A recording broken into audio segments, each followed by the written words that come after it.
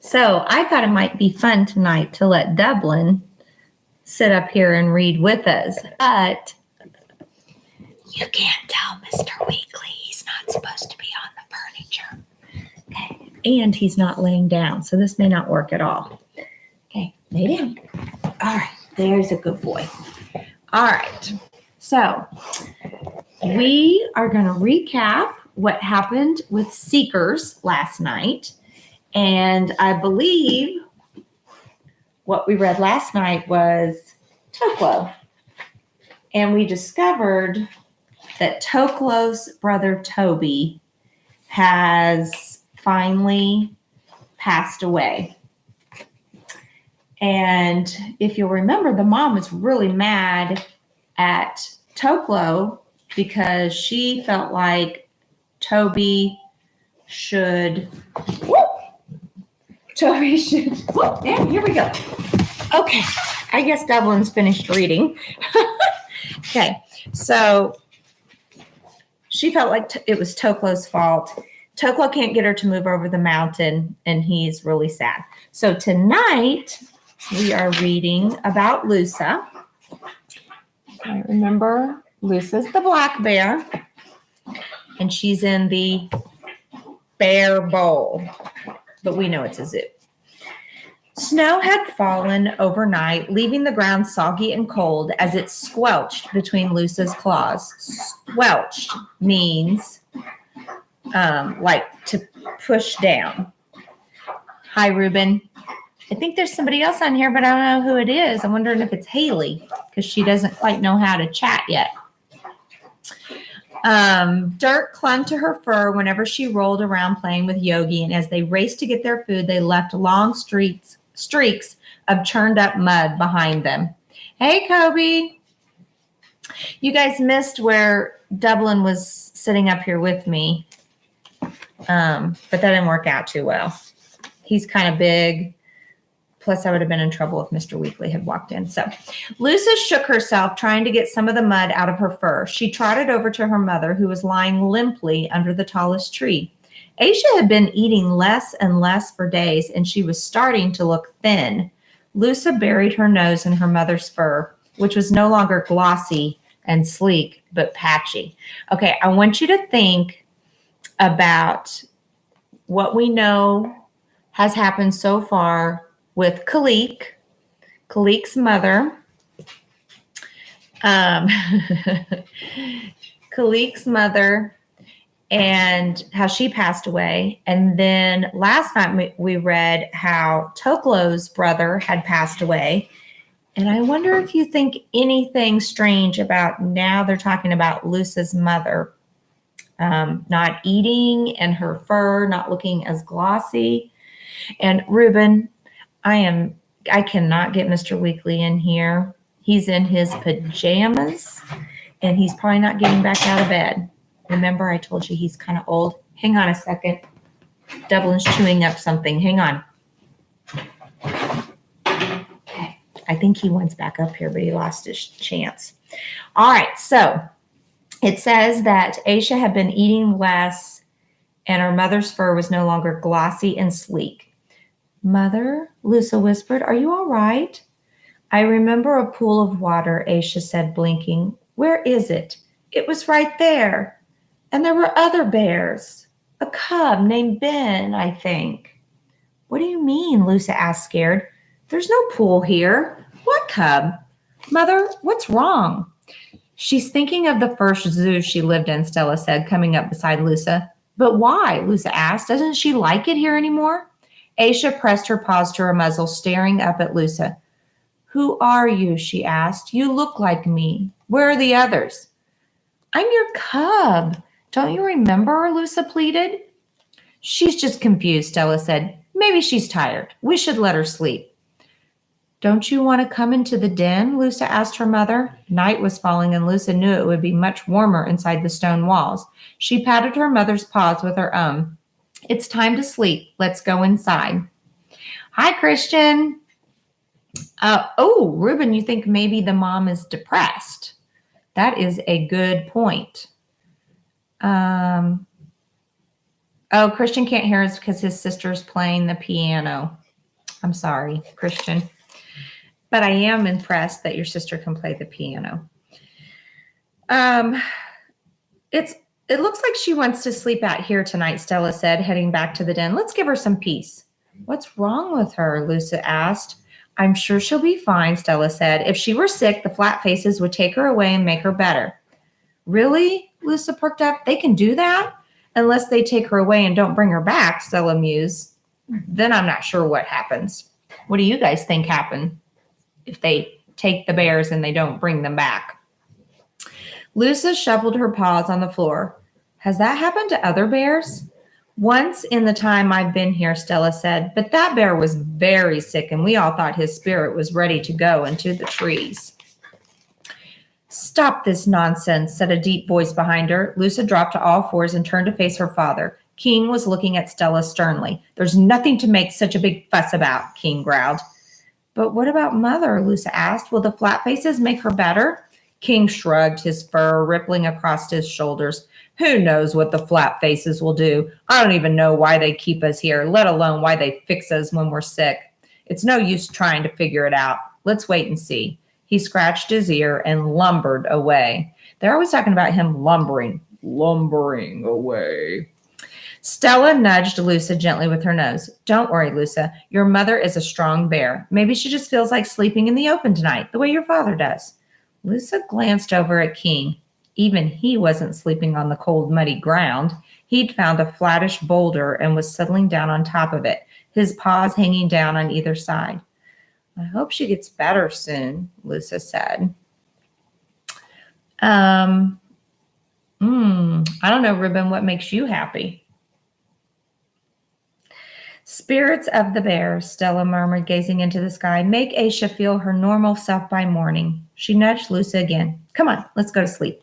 Lusa fidgeted all night, worrying about her mother and feeling the emptiness of the den without Aisha's bulk to lean against. As soon as light started to creep across the bowl, she scrambled to her paws, shook herself, and trotted out over the den. Aisha was still lying in the same position. It looked as if she hadn't moved since the day before. Lusa didn't know what to do. Nothing like this had happened in the bowl in her lifetime. Why did bears get sick? How would Aisha get better? Her mother was like the boulders of the mountains, always there, always the same. If she changed, it would be like the earth vanishing from under Lusa's paws. Perhaps she'd feel better if she ate something. Lusa gathered some of the fruit the feeders had left for them and brought it over to her mother. Mother, she said, dropping the ripe berries beside her mother's muzzle. Lusa, Aisha whispered, pressing her paws to her belly. Relief flooded through Lusa as she saw that at least her mother recognized her. Maybe she was feeling better than last night. Mother, are you all right? Lusa asked. She nosed the berries closer to Aisha. I brought you some food. Aisha made a groaning sound and turned her face into the dirt. Mud and snow were caked through her fur, but she made no move to shake them off. She didn't even lift her head to sniff the fruit Lusa had brought.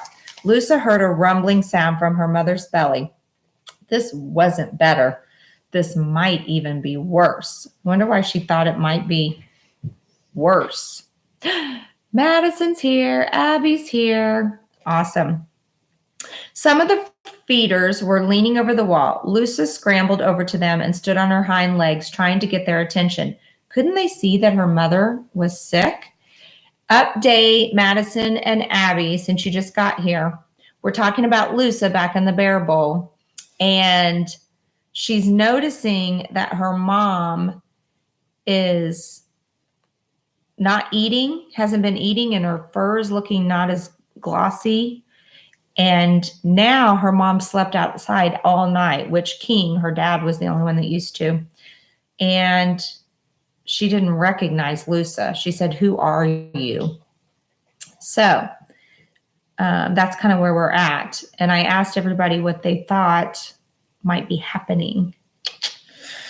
One of them chuckled a little and threw a piece of fruit to Lusa. Frustrated, the cub sat down. Flat Faces never understood what you really wanted. She batted at the fruit, then abandoned it to go back and sniff her mother. Maybe if she tried harder. Lusa ran back to the edge of the bowl, stood up to look at the feeders, and then ran back to her mother. She did this a few more times, clacking her teeth to show she was frightened. The flat faces pointed at her and then at Aisha. They spoke in quiet, serious murmurs like the rustle of leaves in the trees. Finally, a few of them came through the door in the wall and went over to Aisha, making gentle sounds and walking around her carefully. So, did she do a good job of letting the humans or the flat faces know that her mom was sick? If her skin's not glossy and if she's sitting outside in the cold, Abby, plus what's been happening throughout, we noticed that Toklo lost his brother, Kalik lost her mom. Abby, I'm starting to think that you're making a very good prediction. A tall, flat face that Lusa had never seen before came into the bear bowl. Unlike the others, he had some bushy gray fur on his face. What's that bushy gray fur? We're on page 96. Two round, shiny things were perched on his nose, and his removable pelt was green. Okay, what are the shiny things on his nose?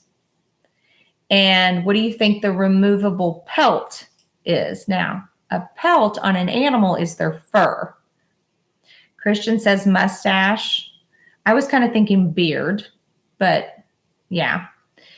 And the shiny things on his nose? Glitter? No? Okay. He was carrying a long black and brown stick cradled under his arm. Lucy didn't like the way it smelled, like the fence, but darker and more smoky. The other feeders brought in big poles and a roll of web stuff that turned into fence when they unrolled it. You think it's a nose ring?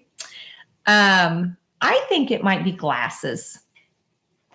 Two shiny things on his nose. Okay, could be a nose ring though. Lucy didn't realize what they were.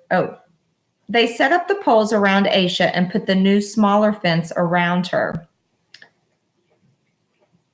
Kobe, that is such a good point. Ruben thinks the sparkly stuff is nose hair. Okay. Lucy didn't realize what they were doing until they stepped away and it was too late. Now she couldn't get close to her mother. Aisha was alone inside the new fence. Lucy tried to claw at the fence to join her mother, but one of the feeders came over and shooed her away. What were they doing? Why wouldn't they let her be with her mother? Lucy backed away, then scrambled up the tree, pushing herself quickly higher with her hind paws. From the branch above her mother, she could see right inside the small fence. She saw the tall, flat face walk in and point the long metal thing at her mother.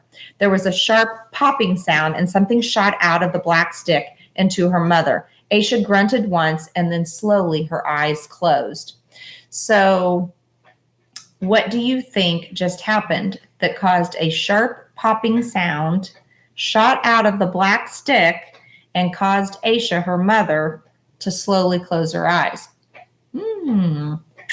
Horrified, Lucy cried, "Mother, Mother!" But Aisha didn't respond. Haley figured out how to get on. Boop, boop. Okay, so Christian, you said a gun. Do you think that they shot Aisha? Like she's dead now? Anybody agree with Christian? Kobe agrees with Christian. Oh, sorry, Haley. So here's what's happening. I got to do a quick recap. We're in the bear bowl with Lusa. Her mom has been very sick, and she alerted the flat faces or humans to, Kobe, to the fact that she was sick. So they came in, it says, there was a sharp popping sound and something shot out of the black stick into her mother. Aisha grunted once and then slowly her eyes closed. And Christian said he thinks it's a gun. And Kobe agreed, but now Kobe's saying that it's a sleeping dart. So, Kobe, I tend to agree with you. And Madison, no, I don't think it's a pimple. Okay. All right. She tried to climb back down, but now something loud and roaring was coming into the bowl, and it scared her back up the tree again. It coughed smoke and swaggered so loudly that all the other bears scattered to the far corners of the bowl, staying as far away as possible. Lusa guessed that this was one of the fire beasts she'd heard King talk about. She'd seen them from the top of the tree sometimes, charging around the paths outside the bowl, but she'd never been close enough to smell the scent of metal and burning before. The feeders gathered around Aisha and rolled her onto a large flat skin, the color of the sky, but shining like water. Each of them picked up a corner and lifted the large, limp bear. They hoisted her onto a flat thing with round black paws, and then they hooked that to the fire beast. With a great roar, the fire beast lurched away through the big doors at the back of the bear bowl. Lusa rushed down the tree as the doors were closing. "Mother," she howled. The doors slammed in her face, and she stood up on her hind legs, clawing at the wall. "Mother, don't go away. Please don't take her." Whoa. And that was the end of that chapter. I'm not even kidding. Whoops. There. Something to make her sleepy. Abby, I totally agree. Meaning stupid is Reuben, Haley. And fire beast are hunter. Kobe, I don't understand that. Fire beast are hunter. Or hunter, maybe. Crossbow. Ooh, Abby, you're already thinking ahead. Could she spread the sickness to the baby? Okay. All right, you guys, that was a short chapter. The next one's kind of long, though, and you guys have to get to sleep soon because you want to have be plenty awake for your test tomorrow, right? She could be slowly dying, Abby.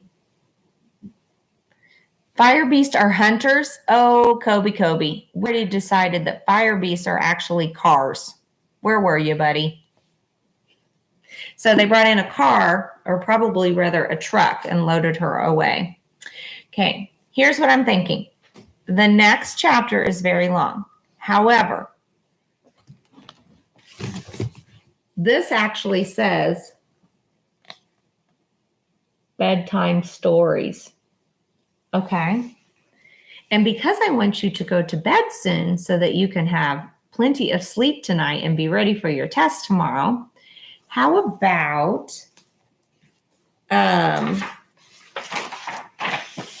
okay, I'm going to read the table of contents, and the first person that responds to me of which story they would like to hear, that's what I'm going to read, okay? So, Goldilocks and the Three Bears, Hansel and Gretel, Henny Penny, Jack and the Beanstalk, The Little Red Hen, Snow White, The Three Little Pigs, The Tortoise and the Hare, The Steadfast Tin Soldier, Cinderella, The Ugly Duckling, The Pied Piper of Hamelin, Sleeping Beauty, Rumpelstiltskin, one of my favorites, Three Billy Goats Gruff, Beauty and the Beast, Little Red Riding Hood, or The Gingerbread Man. Which one am I reading? Haley, you're going to bed at 9. That's too late. Read 2 more. Devlin, no. He's being a bad boy. Goldilocks. Christian responded first, so we're going to read Goldilocks.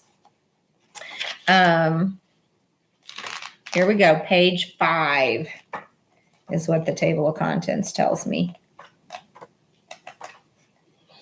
It's the first one, I guess. All right. What? Let me go. Well, okay. Sorry. There once was a family of 3 bears. There was a great big papa bear, a middle-sized mama bear, and a wee little baby bear. The 3 bears lived in a cozy little house right in the middle of the forest. The 3 bears always started each day in the very same way. First, they washed their faces and paws with sparkling fresh water and sweet-smelling soap. Then they made their beds and fluffed their feather pillows. After they were dressed for the day, they went downstairs for a nice breakfast of delicious porridge.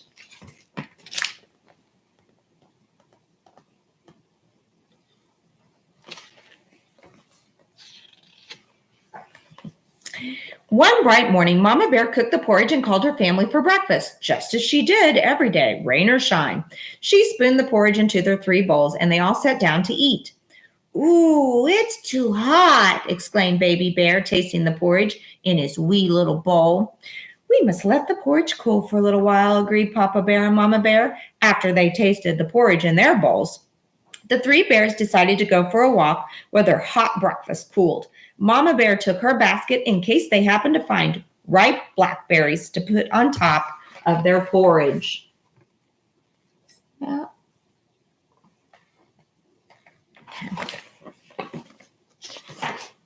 it just so happened that a little girl named Goldilocks was out walking in the woods that morning all by herself. She had been walking since quite early and was feeling rather tired. She was hungry as well because she had left her house without eating breakfast. When Goldilocks saw the bear's little house, she thought it was the perfect place to rest.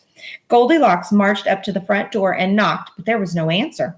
The bears were still out taking their walk, so Goldilocks just let herself in. We know that's not right.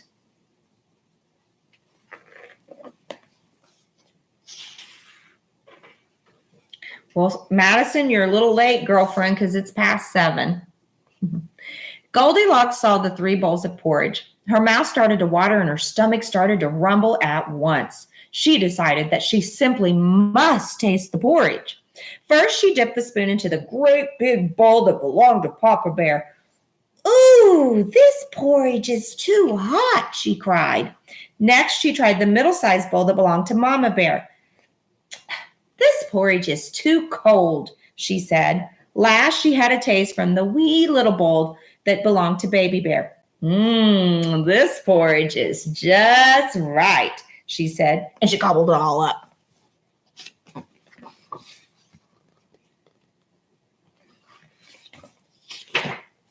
After she had eaten the porridge, Goldilocks wanted to rest. She went into the bear's sitting room where she saw 3 chairs. First, she sat down in the great big chair. "This chair is too hard," she said. Next, she tried the middle-sized chair. "This chair is too soft," she said, struggling to get out. Last, she tried the wee little chair that was just the right size for her to sit in. This chair is just right," she smiled. But Goldilocks sat down so hard that the wee little chair broke all to pieces. Whoopsie. By the time Goldilocks was very sleepy, she tiptoed up the stairs and found 3 beds. First, she lay down on the great big bed. "This bed is too high at the head," she said. Next, she tried the middle-sized bed. "This bed is too high at the foot," she frowned. Last, Goldilocks lay down on Baby Bear's wee little bed, and she said, "This bed is just right." Soon, Goldilocks fell asleep.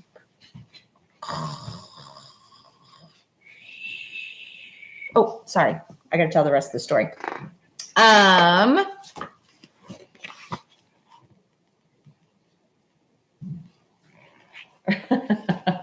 Kobe, I am so sorry. You know what? Maybe you could just cover up the side of your computer. Who's a perfectionist, Susan? I mean, Madison, I was reading the name. That's so funny. Is Goldilocks a perfectionist? Is that what you're saying? They were probably taking a bath or a shower. I agree, Abby. All right, now we know what's coming next, right? A short time later, the 3 bears returned home from their walk. They noticed right away that things were not quite right. Papa Bear looked at his great big bowl of porridge and said in his great big voice, "Someone has been eating my porridge." Mama Bear looked at her middle-sized bowl of porridge and said in her middle-sized voice, "Someone has been eating my porridge." Baby Bear looked at his wee little bowl and said in his wee little voice, "Someone has been eating my porridge and has eaten it all up."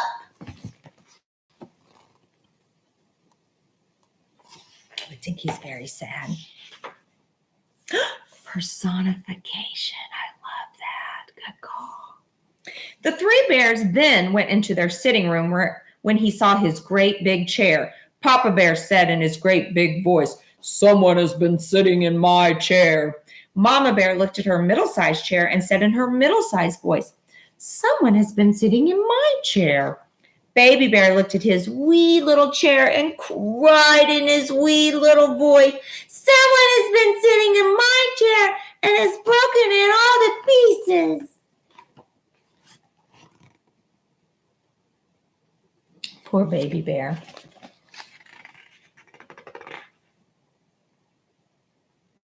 Abby, why would you just go into someone's house? I agree. She's kind of a burglar, really. The three bears went up the stairs to their bedroom. Papa Bear looked at his great big bed and said in his great big voice, "Someone has been sleeping in my bed." When Mama Bear looked at her middle-sized bed, she said in her middle-sized voice, "Someone has been sleeping in my bed."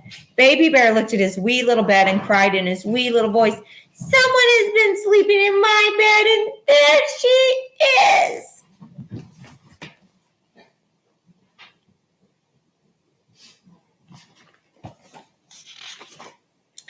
Baby Bear's wee little voice woke Goldilocks. She sat up to find 3 bears staring at her. They did not look pleased to see her.